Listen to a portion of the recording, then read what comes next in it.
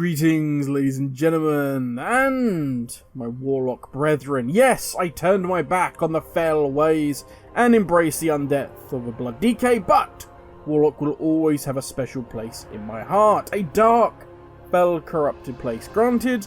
So, I imagine, like all Warlocks, past and present, I was extremely pleased to see, finally, Warlocks are getting custom demons. We looked at the questline, so now let's look at the demons.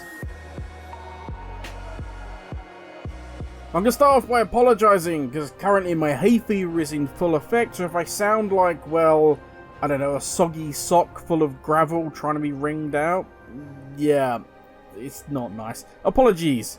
But let's soldier on. So in 10.1.5 and beyond, if you want to customise your demon, all you need to do is head to the Barbershop.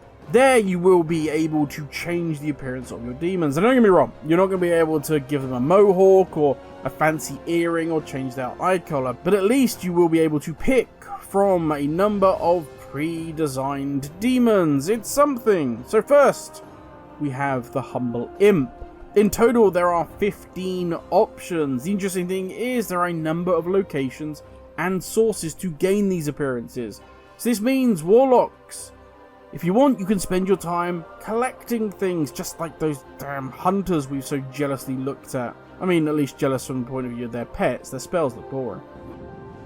He's out of line, but he's right. And these appearances come from a wide variety of sources. We have time walking all the way to raid bosses. We, of course, have them from the historical grimoires. We also have named rares that they come from. The last couple, at least for the imps, are going to come from completing the 10.1.5 questline, which I finally managed to complete. As you may have noticed in the start of this video, yes, it's been a recent update to PTR, so finally I was able to finish the questline. With the imps out of the way, next up we have the Fell Hunter. 5 options here. Again, they come from a number of different sources. Legion Time Walking Rifts, the Fellhounds of Sargeras, the last two of which are really, really nice and simply have their source as ... Ooh, mysterious. Then we have the trusty big boy, the Purple Warrior, our Voidwalker.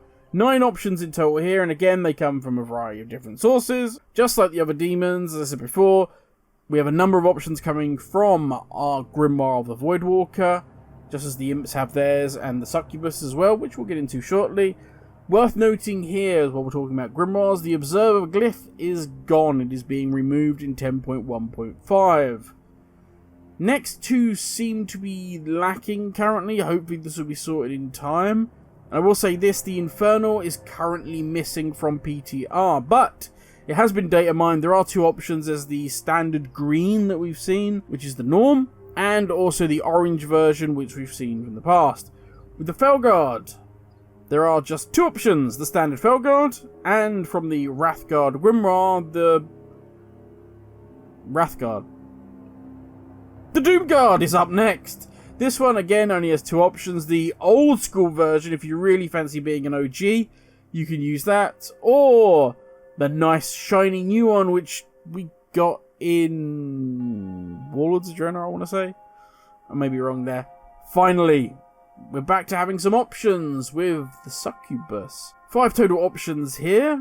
And again, coming from a range of sources, we have the Grimoire of the Shadow Succubus, the Orb of the Fell Temptress, which I really like the look of. That is a rare drop from Syad mobs in the Cathedral of the Eternal Night. And finally, we have the very, very cool looking Grimoire of the Shiva, running at 2 blades there.